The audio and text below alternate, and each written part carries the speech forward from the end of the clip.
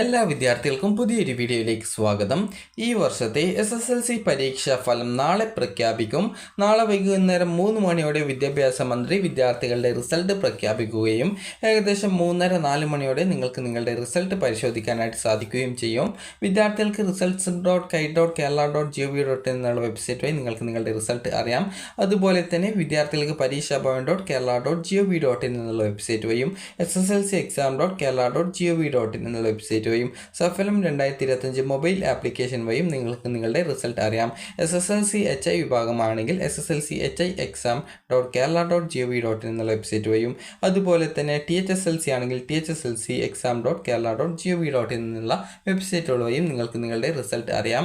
വിവിധ SSLC പരീക്ഷാ പോർട്ടലുകളുടെ വെബ്സൈറ്റിൻ്റെ അഡ്രസ്സുകൾ parishabhavan.kerala.gov.in എന്നുള്ള വെബ്സൈറ്റിലെ പരീക്ഷാ പോർട്ടലിൽ എന്ന് പറഞ്ഞുകൊണ്ട് നൽകിയെടുത്ത് കൊടുത്തിട്ടുണ്ട്. അപ്പോൾ കൃത്യമായിട്ട് നിങ്ങൾക്ക് അവിടെയുള്ള ആ ഒരു പേജിലെ ലിങ്ക് വഴി ഇന്ന് തന്നെ നിങ്ങൾ ജസ്റ്റ് ആ ഒരു പേജിലേക്ക് ഒന്ന് പ്രവേശിച്ച് ആ ഒരു ലിങ്ക് അഡ്രസ്സ്, അതായത് ആ ഒരു വെബ്സൈറ്റിൻ്റെ അഡ്രസ്സ് കൃത്യമായിട്ട് മനസ്സിലാക്കി വെക്കുക. അപ്പോൾ വിദ്യാർത്ഥികൾ ചോദിച്ച പ്രധാനപ്പെട്ട കാര്യമാണ് SSLCയുടെ പരീക്ഷാ ഫലം നിങ്ങൾക്ക് നാളെ അറിയാൻ സാധിക്കും. എന്നാൽ വിദ്യാർത്ഥികൾക്ക് ഈ ഒരു പരീക്ഷ റിസൾട്ട് അറിഞ്ഞ ശേഷം അതിൽ നിങ്ങൾ ജയിച്ചിട്ടുണ്ടോ അല്ലെങ്കിൽ തോറ്റിട്ടുണ്ടെങ്കിൽ തന്നെ ഏത് സബ്ജക്റ്റാണ് തോറ്റിട്ടുള്ളത് എന്നുള്ളത് എങ്ങനെ മനസ്സിലാക്കാം എന്നുള്ളത് വിദ്യാർത്ഥികൾ ചോദിച്ചിട്ടുണ്ടായിരുന്നു. അപ്പോൾ ആ ഒരു കാര്യം ജസ്റ്റ് നിങ്ങൾക്ക് പറഞ്ഞു തരാം. അപ്പോൾ നിങ്ങൾക്ക് ജയിക്കാനായിട്ട് എത്ര മാർക്ക് വേണം എന്ന് ചോദിച്ചു കഴിഞ്ഞാൽ നിങ്ങൾക്ക് 40 മാർക്കിൻ്റെ ക്വസ്റ്റ്യനിലുള്ള ചോദ്യങ്ങളുണ്ട്. അതായത് 40 മാർക്കിൽ വരുന്ന സബ്ജക്ട്സ് ഉണ്ട്. അതിനോടൊപ്പം ഒരു 10 മാർക്ക് CE ഉണ്ട്. ടോട്ടൽ 50 വരുന്നത്. അതുപോലെ തന്നെ 80 മാർക്കിൻ്റെ സബ്ജക്റ്റ് ഉണ്ട്. അതിനോടൊപ്പം 20 മാർക്ക് CE ഉണ്ട്. ടോട്ടൽ 100 മാർക്ക് വരുന്നത്. അപ്പോൾ ഇവിടെ നിങ്ങൾക്ക് 40, 10, 50 മാർക്കാണ്. അപ്പോൾ നിങ്ങൾക്ക് 10 മാർക്ക് ഫുൾ CE മാർക്ക് കിട്ടുന്ന ഒരു വിദ്യാർത്ഥിയാണ്, അതുപോലെ നിങ്ങൾക്ക് ഗ്രേസ് മാർക്കിനൊക്കെ അർഹതയുള്ള ഒരു വിദ്യാർത്ഥി ആണ് എങ്കിൽ നിങ്ങൾക്ക് ഇവിടെ അതായത് ജസ്റ്റ് ഒരു 40 മാർക്ക് നിങ്ങൾ പരീക്ഷയിൽ 5 മാർക്ക് കിട്ടിയാൽ മതി. അങ്ങനെ ടോട്ടൽ 15 മാർക്ക് നിങ്ങൾക്ക് കിട്ടിയിട്ടുണ്ട് എങ്കിൽ നിങ്ങൾ ഈ ഒരു പരീക്ഷയിൽ D+ കിട്ടി നിങ്ങൾ ജയിക്കും. 40 മാർക്കിൻ്റെ സബ്ജക്റ്റിൽ ജയിക്കും. അതുപോലെ 80 മാർക്കിൻ്റെ സബ്ജക്റ്റിൽ നിങ്ങൾക്ക് ഒരു 10 മാർക്ക് പരീക്ഷയിൽ കിട്ടുന്നു, 20 മാർക്ക് ഫുൾ CE ആണ് കിട്ടുന്നതെങ്കിൽ നിങ്ങൾക്ക് ടോട്ടൽ 30 മാർക്ക് കിട്ടിക്കഴിഞ്ഞാൽ നിങ്ങൾക്ക് D+ കിട്ടിയിട്ട് നിങ്ങൾ ആ ഒരു പരീക്ഷ പാസ്സാവുന്നതാണ്.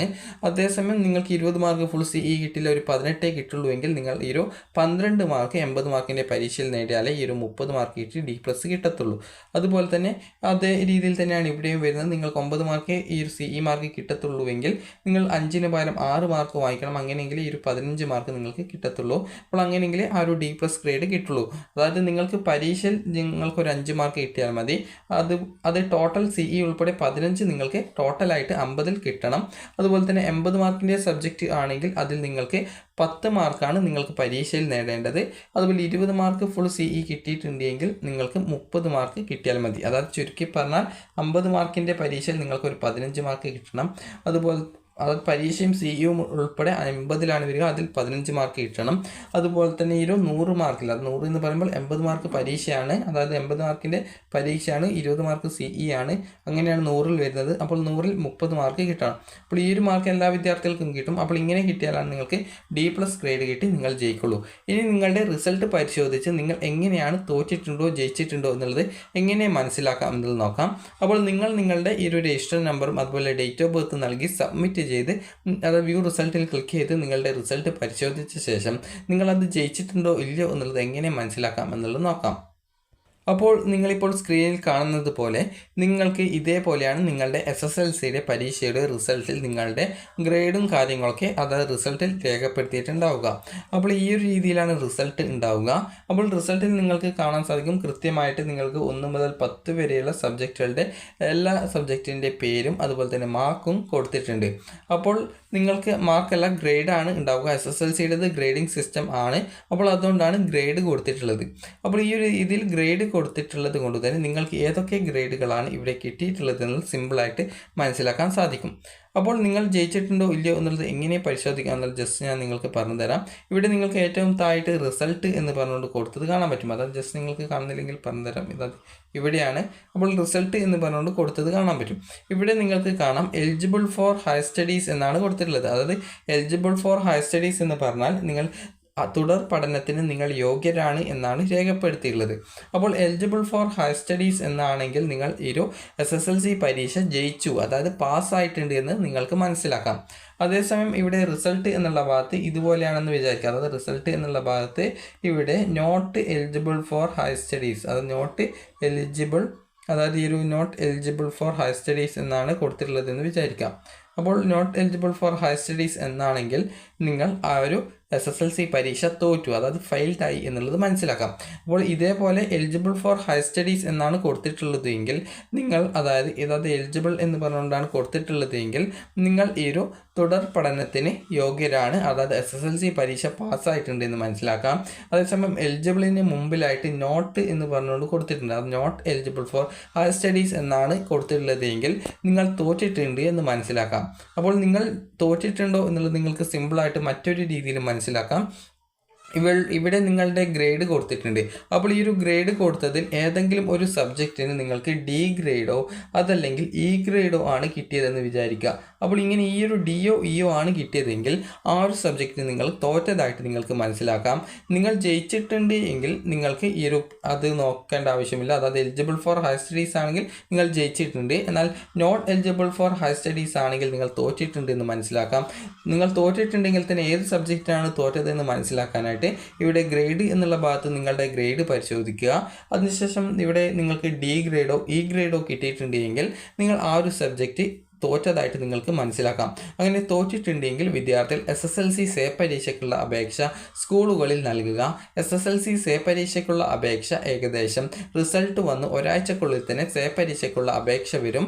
അപ്പോൾ ആ ഒരു സമയത്ത് നിങ്ങളുടെ സ്കൂളിലെ ഹെഡ് മാസ്റ്റർക്ക് നിങ്ങൾ അപേക്ഷ സമർപ്പിക്കണം. ഒരു വിഷയത്തിന് 75 രൂപയാണ് ഫീസ് വരിക. സർട്ടിഫിക്കറ്റ് ഫീസ് ഏകദേശം 10 രൂപയോ 20 രൂപയോളം ആണ്. അതായത് ഈ ഒരു എത്ര രൂപയാണ്, അത് 20 10 ആണെന്നാണ് തോന്നുന്നത്. അപ്പോൾ ആ ഒരു പൈസയാണ് വരിക. അപ്പോൾ വിദ്യാർത്ഥികൾക്ക് ഈ ഒരു രീതിയിൽ നിങ്ങൾക്ക് ഈ ഒരു പരീക്ഷാ ഫീസ് അടച്ച് നിങ്ങൾ എത്ര വിഷയം തോറ്റിട്ടുണ്ടോ അത്ര വിഷയം സേ പരീക്ഷ എഴുതാവുന്നതാണ്. ഇനി ജയിച്ചൊരു വിദ്യാർത്ഥിയാണ്, അതല്ലെങ്കിൽ നിങ്ങൾക്ക് ഇപ്പോൾ നിങ്ങൾക്ക് D ഗ്രേഡോ E ഗ്രേഡോ ആണ് കിട്ടിയത്, നിങ്ങൾക്ക് റീവാലുവേഷൻ കൊടുത്തു കഴിഞ്ഞാൽ നിങ്ങൾക്ക് മാർക്ക് കൂടും. അതായത് നിങ്ങൾക്കിപ്പോൾ ഒരു A ഗ്രേഡെങ്കിലും കിട്ടുമെന്ന് നിങ്ങൾ പ്രതീക്ഷിച്ചിരുന്നു, എന്നാൽ റിസൾട്ട് വന്നപ്പോൾ D ഗ്രേഡോ E ഗ്രേഡോ ഒക്കെയാണ് കിട്ടിയതെന്ന് വിചാരിക്കുക. അപ്പോൾ അങ്ങനെയെങ്കിൽ നിങ്ങൾ റീവാലുവേഷനായിട്ട് അപേക്ഷിക്കണം. റീവാലുവേഷനായിട്ട് അപേക്ഷിക്കാനായിട്ട് 400 രൂപയാണ് ഒരു വിഷയത്തിന് ഫീസ് വരിക. നിങ്ങൾക്ക് അപേക്ഷിച്ച് ഗ്രേഡ് കൂടുകയാണെങ്കിൽ, ഇപ്പോൾ ഒരു ഉദാഹരണത്തിന് ഒരു വിദ്യാർത്ഥിക്ക് D ഗ്രേഡാണ്, D ഗ്രേഡിൽ നിന്ന് D+ അല്ലെങ്കിൽ A+ ഒക്കെ ആയിട്ടുണ്ടെങ്കിൽ അങ്ങനെയെങ്കിൽ നിങ്ങൾക്ക് ആ ഒരു പൈസ നിങ്ങൾക്ക് റീഫണ്ട് ആയിട്ട് കിട്ടും. അതുപോലെ തന്നെ നിങ്ങൾക്കിപ്പോൾ റീവാലുവേഷൻ അപേക്ഷിക്കുന്ന സമയത്ത് നിങ്ങൾക്ക് ആദ്യം B+ ആണ്, റീവാലുവേഷന് ശേഷം നിങ്ങൾക്ക് A ഗ്രേഡ് ആണെങ്കിൽ ആ ഒരു പൈസ നിങ്ങൾക്ക് റീഫണ്ട് ആയിട്ട് കിട്ടും. അതേസമയം നിങ്ങൾക്ക് ഈ റീവാലുവേഷന് മുമ്പുള്ളതിനേക്കാൾ, അത് B+ ആണ് ആദ്യം, റീവാലുവേഷന് ശേഷം നിങ്ങൾക്ക് C ഗ്രേഡാണ് കിട്ടിയതെന്ന് വിചാരിക്കുക. അപ്പോൾ അങ്ങനെയെങ്കിൽ വിദ്യാർത്ഥികൾക്ക്, അതായത് ഈ ഒരു ആദ്യം ലഭിച്ച B+ ആണ് കിട്ടുക. അതായത് റീവാലുവേഷന് മുമ്പുള്ളതാണോ ശേഷമുള്ളതാണോ കൂടുതൽ, ഏതാണ് കൂടുതൽ മാർക്ക്, അതായത് ആ ഒരു ഗ്രേഡാണ്, അതായത് കൂടുതൽ ഗ്രേഡ് ഏതാണോ ആ ഒരു ഗ്രേഡാണ് നിങ്ങളുടേതായിട്ട് പരിഗണിക്കുക. അപ്പോൾ വിദ്യാർത്ഥികൾക്ക് നിങ്ങൾ SSLC റിസൾട്ട് പരിശോധിച്ച ശേഷം നിങ്ങൾ ജയിച്ചിട്ടുണ്ടോ ഇല്ലയോ എന്നുള്ളത് എങ്ങനെ മനസ്സിലാക്കാം എന്നുള്ളത് മനസ്സിലായിട്ടുണ്ടാകുമെന്ന് കരുതുന്നു. അപ്പോൾ നിങ്ങളുടെ റിസൾട്ട് എന്നുള്ള ഭാഗത്ത് എലിജിബിൾ ഫോർ ഹയർ സ്റ്റഡീസ് എന്നാണെങ്കിൽ നിങ്ങൾ ജയിച്ചിട്ടുണ്ട്, അതായത് പാസ്സായിട്ടുണ്ട്. അതേസമയം റിസൾട്ടിൻ്റെ ഭാഗത്ത് not eligible for higher studies ആണെങ്കിൽ തോറ്റിട്ടുണ്ട് എന്നുള്ളത് മനസ്സിലാക്കാം. എലിജിബിൾ ഫോർ ഹയർ സ്റ്റഡീസ് എന്ന് പറഞ്ഞാൽ നിങ്ങൾക്ക് തുടർ പഠനത്തിന് യോഗ്യത ഉണ്ട് എന്നാണ് അത് അർത്ഥമാക്കുന്നത്. അതായത് നിങ്ങൾ ജയിച്ചിട്ടുണ്ട് എന്ന് മനസ്സിലാക്കാം. അപ്പോൾ നിങ്ങൾക്ക് ഈ ഒരു വീഡിയോ ഉപകാരപ്രദമായിട്ടുണ്ടെങ്കിൽ ലൈക്ക് ചെയ്യുക, ഷെയർ ചെയ്യുക. Thank you for watching.